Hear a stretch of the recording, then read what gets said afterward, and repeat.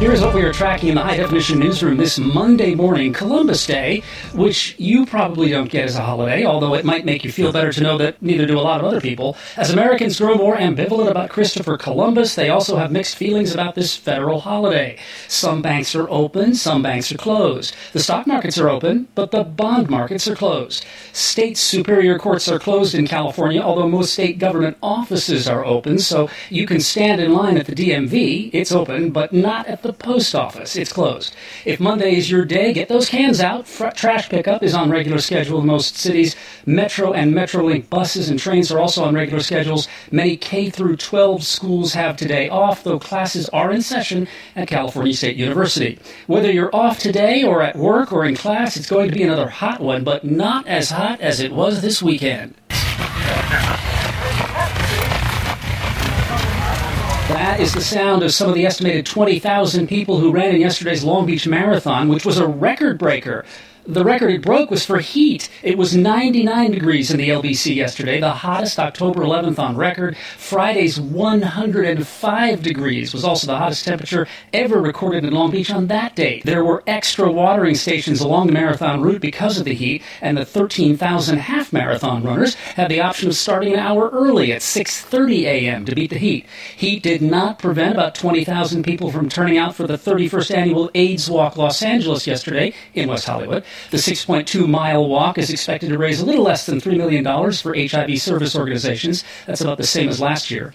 The Orange County community of Placentia held its annual Heritage Day parade yesterday, but city leaders canceled the parade halfway through. That's because about 60 people, parade participants and spectators, suffered heat exhaustion. 20 of them had to be taken to the hospital. There were so many people who needed treatment at one point that Placentia had to call in paramedics from neighboring cities. Some of those who got sick were high school band members who were marching in the 100-degree heat of the parade in their heavy and hot band uniforms. A lot of people tried to escape the heat of the beaches over the weekend. Trouble is, it was only a couple of degrees cooler on the sand, and if you went into the water, you encountered a pretty strong rip current.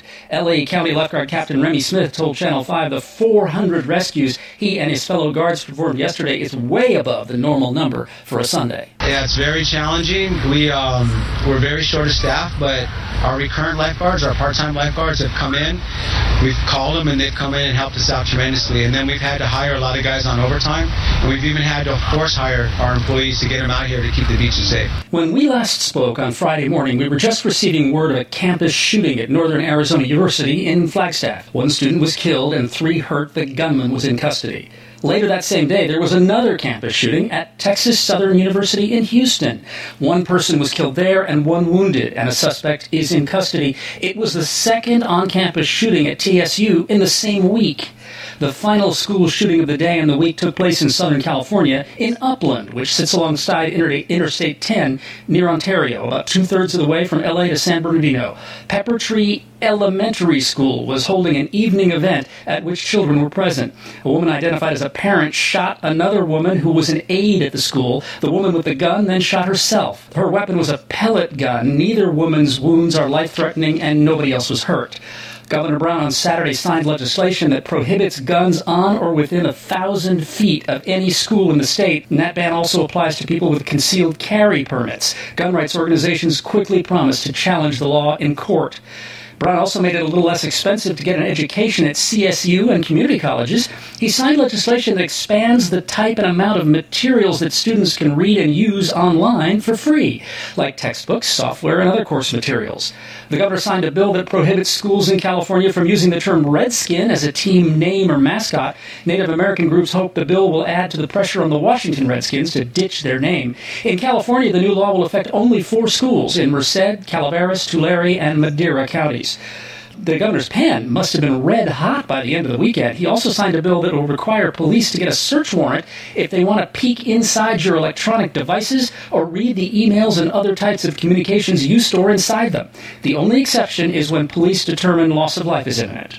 Still no arrest in the stabbing of Spencer Stone in Sacramento last week. Stone is one of 3 Americans who helped stop a gunman aboard a train in France in August. He was involved in a street fight outside a bar last Thursday and was stabbed multiple times, and it was apparently worse than first reported. His doctors had some doubt that he would survive, but they say today Stone is expected to make a full recovery.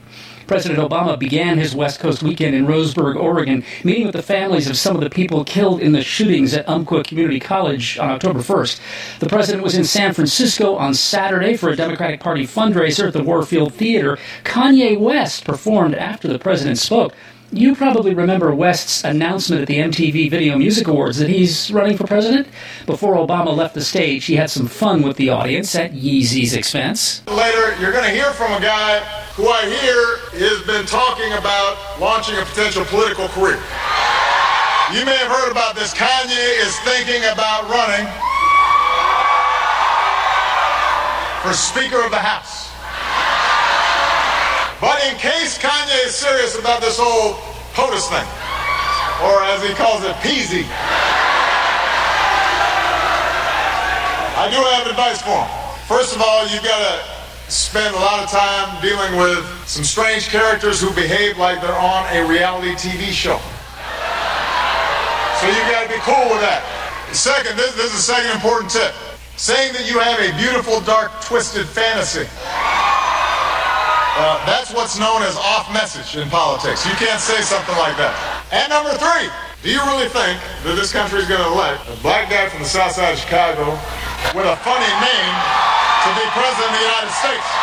That is crazy. I see what he did there. Now, the president has had kind of a rocky relationship with Kanye, but then everybody's had kind of a rocky relationship with Kanye. West performed at one of Obama's inaugural balls in 2009, but later that year at the MTV VMAs, after Kanye did this... Thank you so much for giving me a chance to win a VMA award. Yo, Taylor, I'm really happy for you. I'm going to let you finish. But Beyonce had one of the best videos of all time. After that, Obama called West a jackass. Since then, West has patched things up with both Taylor Swift and President Obama. The president has made Kanye the butt of some affectionate humor over the years, and West claims the president calls him at home all the time to talk. For the record, the president has repeatedly said, "I do not have that phone number."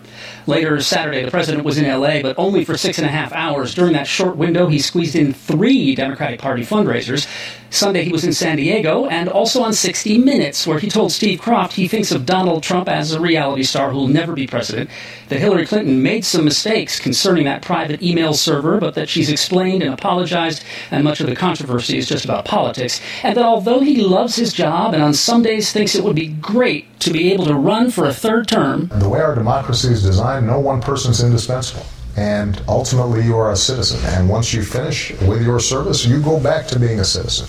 And I think having a fresh set of legs in this seat, I think having a fresh perspective, new personnel and new ideas, and a new conversation with the American people about issues that may be different a year from now than they were when I started 8 years ago. I think that's all good for our democracy. I think it's healthy.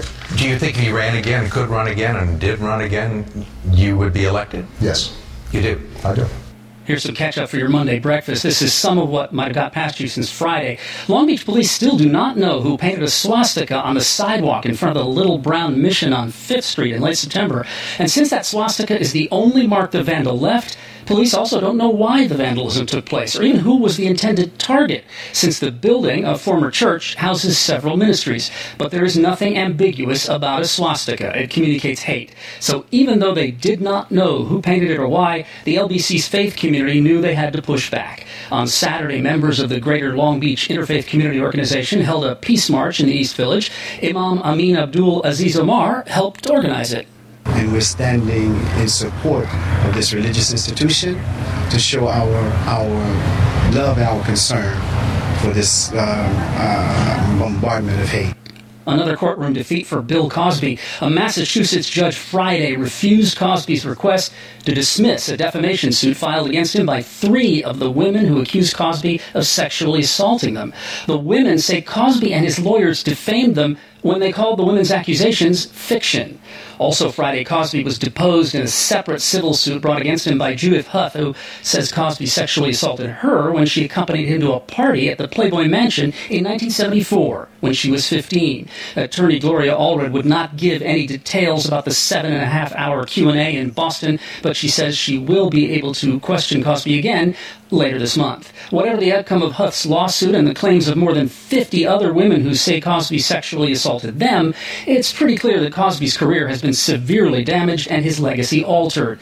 The allegations may also have an impact that's less visible to the naked eye. In the 1980s, The Cosby Show was more than just the #1 series on TV, more than just the appointment viewing that began the era of must-see TV and launched NBC's corporate comeback.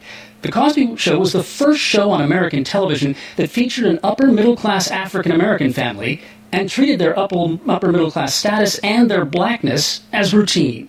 In 1984, that made The Cosby Show revolutionary and, for African-Americans, aspirational.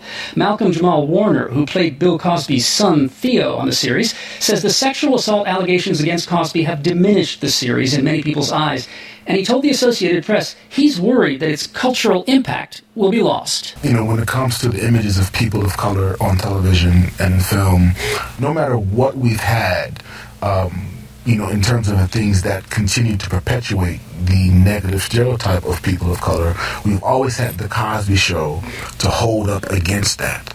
And the fact that we no longer have that, that's the thing that saddens me the most, because in a few generations, the Huxtables will have been just a fairy tale.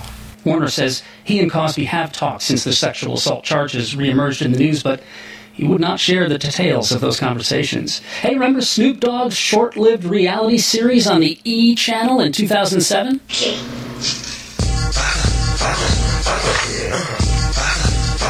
8 years after Snoop Dogg's fatherhood, D.O.G. is headed back to the tube as a star of a new series that'll air on BET. The show does not yet have a name, but it has a cast. In addition to Snoop, the series will star another rapper, Birdman, plus producer Jermaine Dupri and entrepreneur Damon Dash. The press materials say that cameras will go inside the four men's lives and businesses to see how they balance the personal and the professional. Big snake quarterback, that's my oldest son. Is we Hollywood? Yeah, we probably should. E-channel, Big Snoop Dogg's fatherhood. Yeah. Cameras roll next month in LA, but the 8-episode series won't premiere until fall 2016. There's no word if the series will include the alleged gang members who were quoted last month as telling Snoop he was no longer welcome in the LBC. Snoop Dogg and one of the gangsters posted a video to YouTube a couple of weeks ago in which they said they had worked out their differences. The Austin City Limits Music Festival, named for the public TV series, meant for a good time this weekend in its namesake city. For actor Shia LaBeouf, a little too much of a good time. He was arrested Friday night in Austin's nightclub district, charged with public drunkenness, and released on his own recognizance. Also arrested this weekend, rapper Wiz Khalifa. We're not going to go into the details of the charges, but suffice to say, his first name is apparently not his first name because he hides behind a green curtain and scares tin men and scarecrows. Congress is in recess this week. What a relief. So all the maneuvering to convince some poor sap to agree to be House Speaker will be behind the scenes. Ways and Means Committee Chairman and Mitt Romney running mate Paul Ryan has said he is absolutely, positively, no way, no how interested in that job, which, let me translate the Washington speak for you. It might translate to, I really, really don't want the job, or it might translate to, can't talk now, I'm on my way to the office to measure for drapes. Iran has not confirmed it, but the Washington Post is reporting that its freelance reporter Jason Rezaian has been convicted of espionage after a secret trial in which he was allowed to talk with his attorney only once before the trial. He's been in custody in Iran for 14 months.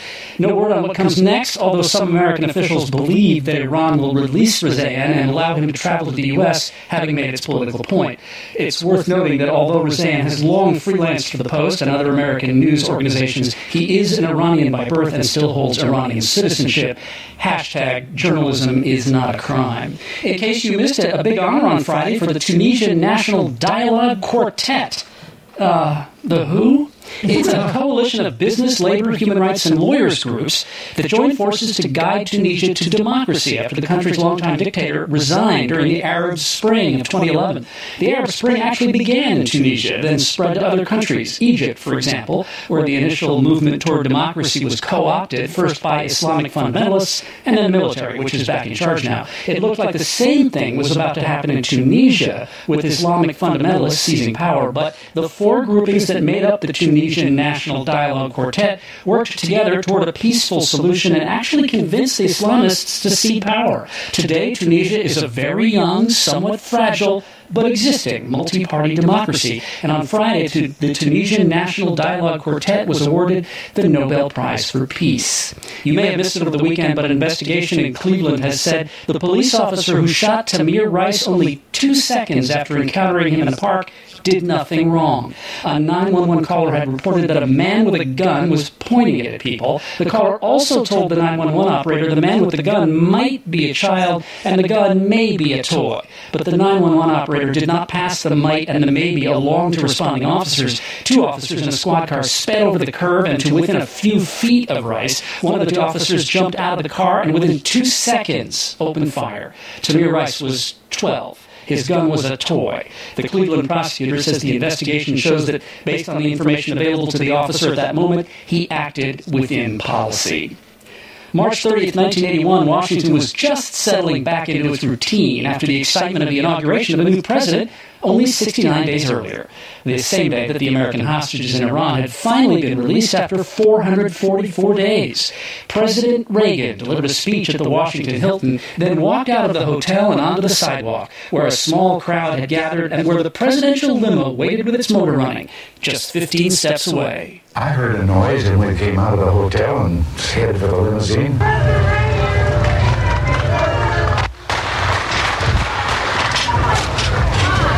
I thought it was firecrackers. And the next thing I knew, one of the Secret Service agents behind me just seized me here by the waist and plunged me head first into the limo. My name is Jerry S. Parr. I was a special agent in charge of the Presidential Protective Division, U.S. Secret Service. First thing I do is I take my left hand and I grab his left shoulder, and my right hand comes up behind his neck, and I start pushing him down. I landed on the seat, and the seat divider was down, and then he dived in on top of me, which is part of their procedure to make sure that I'm covered. We landed in a pile, and I was still covering him, and that's the planned thing, because you don't know who's across the street, so I was still covering as we went in.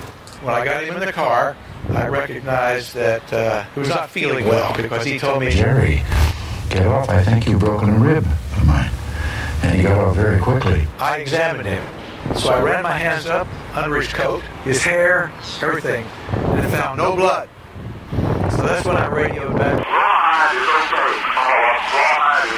And just then I coughed. I had a handful of bright red frothy blood. So I said, and I guess the evidence of the broken rib has pierced the lung. And he was dripping it on my coat, so I said, "I'm taking you to the hospital." Well, he simply turned and said George Washington Hospital, and we were on our way. He either said okay or he nodded to me, and I was very, very worried, because in my career, when I first started, Jack Kennedy was still alive, President Kennedy. So I worked with President Kennedy whenever he would come to New York City. I was in the New York field office. So I thought, my God, I may have lost another one, or we may have lost another one, and I never wanted it to happen to me.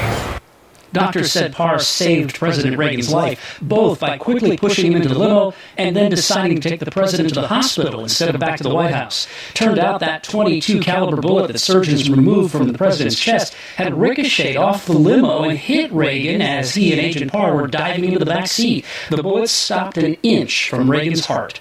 Jerry Parr had wanted to be a Secret Service agent ever since he was 9 years old in 1939 when he saw Code of the Secret Service, a movie about an agent named Brass Bancroft, who was played by an actor named Ronald Reagan. The assassination attempt convinced Parr that God had directed him to save the president's life. In 1985, he retired from the agency to become a minister. He was also on the board of directors of a Washington nonprofit that serves AIDS patients. Parr died on Friday of congestive heart failure. Secret Service agent Jerry Parr, the man who saved the president, was 85. Now, you know what we know. I'm Jeff Kaufman, High Definition News.